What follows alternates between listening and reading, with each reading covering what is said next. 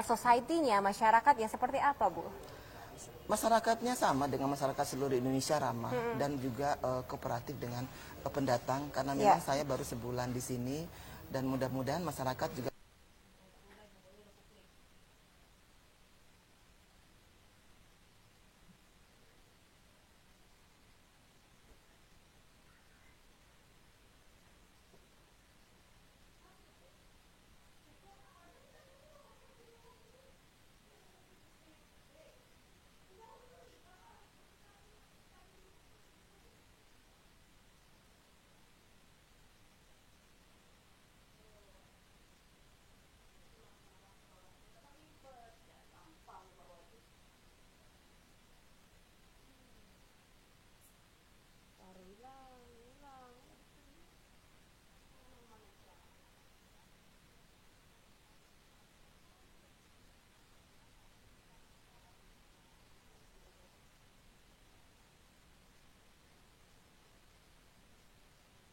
Apa pengalaman berharga yang pernah Ibu Agnes dapatkan?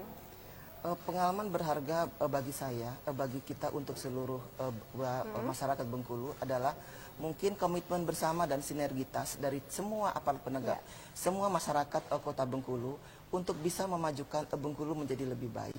Karena tanpa komitmen itu tidak mungkin kita bisa bersama-sama mewujudkan keinginan menjadi Bengkulu ini menjadi lebih baik. Saya rasa itu. Iya. Untuk pertama kali datang ke Bengkulu ini ngomong-ngomong sudah berapa lama, Ibu? Tepatnya? Hampir sebulan. Hampir sebulan ya? Hampir sebulan. Ketika datang ke Bengkulu pernah mengalami mungkin culture shock karena budayanya atau masyarakatnya atau seperti apa, Bu? Oh enggak, karena Enggak, ya? saya besar di Padang, jadi hampir sama, mirip hampir mirip. dengan di Bengkulu. Jadi tidak ada yang ada konflik atau permasalahan apa. Saya rasa budaya kita hampir bersamaan, semua ramah dengan pendatang yang baru datang ke Bengkulu ini. Yang paling menarik barangkali apa, Bu, di Bengkulu? Yang paling menarik bagi saya bahwa Bengkulu ini sejak zaman dahulu itu sudah terkenal, di mana Bapak Presiden Soekarno mendapatkan istrinya di sini. Iya. Jadi merupakan suatu momen berharga bagi saya bisa melihat sejarah daripada kota Bengkulu ini, tempat bersejarah di mana pertama kali di mana Megawati yang menjahit bendera merah putihnya untuk berkibar di Indonesia. Saya rasa itu. Tentunya Bengkulu punya sejarah yang luar biasa, Sejarah potensi luar biasa, budaya, potensi sumber daya yang luar biasa juga Ya. tentunya. Bu Agnes, kita berbicara mengenai pembangunan di Provinsi Bengkulu. Tentunya kita, tadi Ibu juga mengatakan bahwa Bengkulu ini sebenarnya masih cukup tertinggal ya dari provinsi lain. Sebenarnya apa yang harus dievaluasi dari Bengkulu ini? Mungkin dari segi pemerintahan ya? Sebenarnya dengan telah dilantiknya gubernur dan wakil gubernur, wakil gubernur, bupati dan wakil bupati seluruh Bengkulu yang baru-baru ini kita saksikan dan kita lihat bahwa ini merupakan komitmen kita untuk sama-sama membangun Bengkulu menjadi lebih baik. Karena visi misi mereka pada waktu pilkada itu bisa diwujudkan sehingga Bengkulu ini dari daerah yang terbelakang, itu bukan terbelakang, tertinggal maksud saya, tertinggal dari sisi ekonomi menjadi lebih baik. Kalau kita kelola dengan baik, prinsipnya kita harus kelola dengan baik dan bersama-sama bersinergi antara pemerintah, aparat penegak hukum dan masyarakat. Sehingga hal ini saya rasa bisa terwujud. Baik. Dan tentunya Provinsi Bengkulu ataupun pemerintah Provinsi Bengkulu, pemerintah pusat juga telah berupaya ya demi pembangunan Provinsi Bengkulu. Tapi ketika ada upaya-upaya tersebut mungkin dari segi pembangunan dan kita tidak dapat pungkiri bahwa adanya persoalan hukum seperti itu. Bagaimana Ibu tanggapannya mengenai hal ini? Persoalan hukum sebenarnya itu saya rasa tidak begitu banyak terjadi di sini. Tetapi dari masyarakat atau dari personnya, apakah ada niat untuk melakukan perbuatan melawan hukum. Jadi tergantung dari niatnya.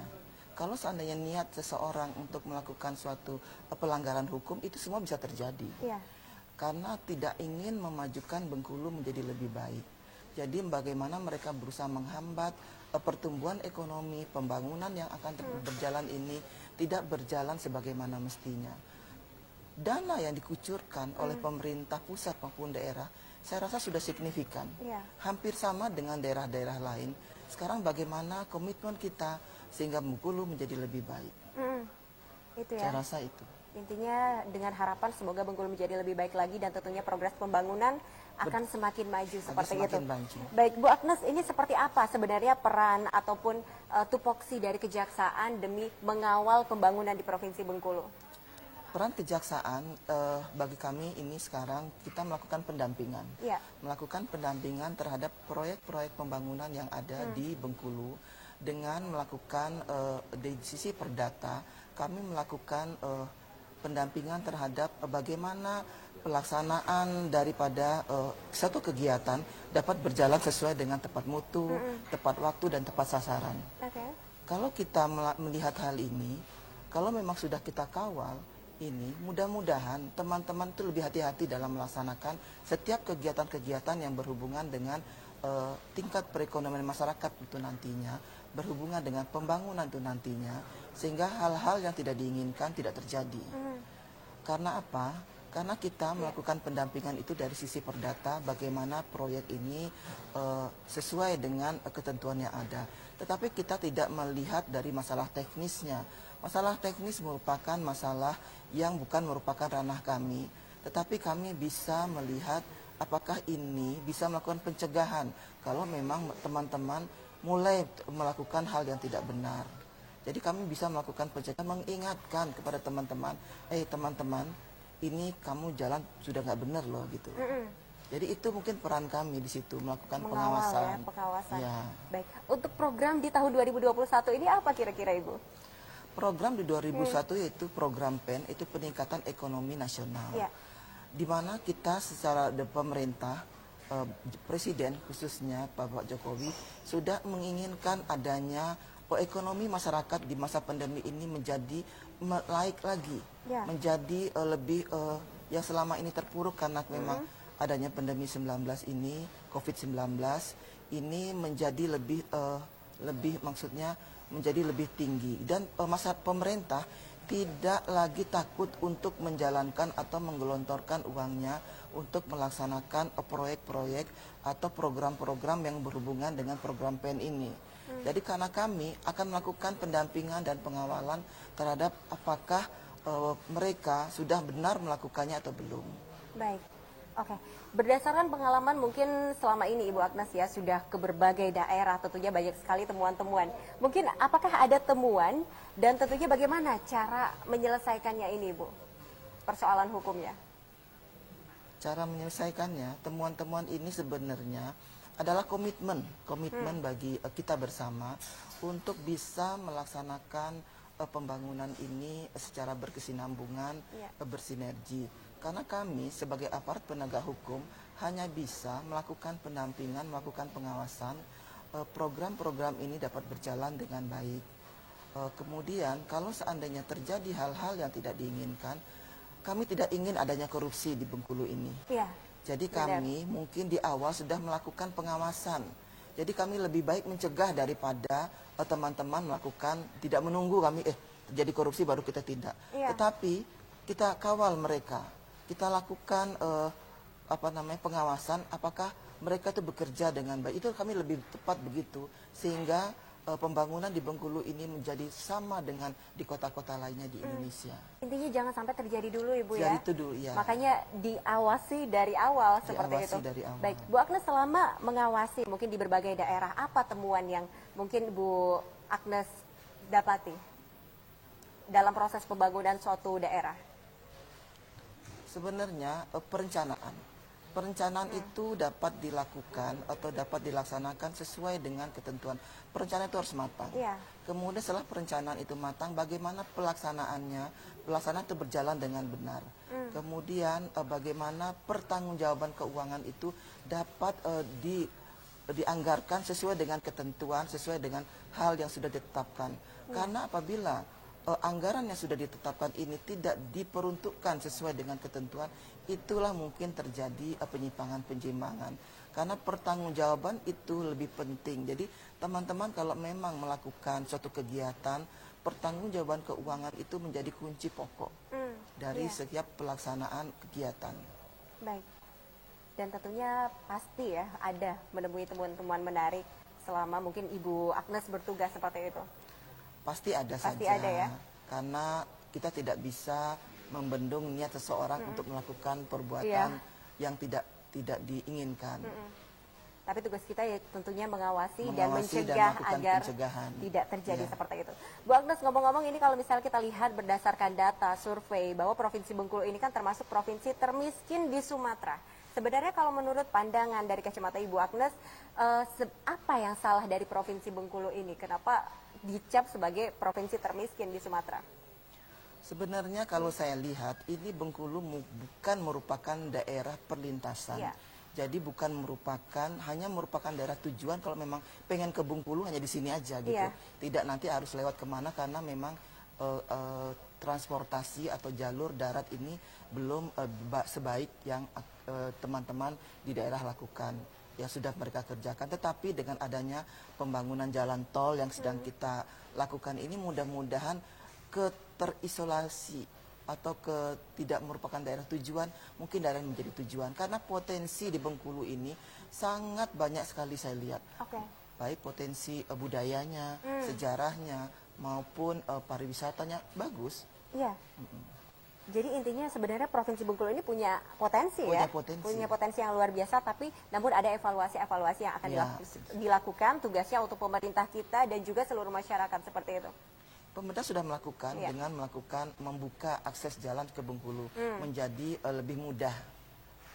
Itu mungkin yang saya lihat dengan adanya akses-akses ini sehingga masyarakat memudahkan mereka menjual hasil ekonominya ke daerah lain tanpa perlu biaya yang besar.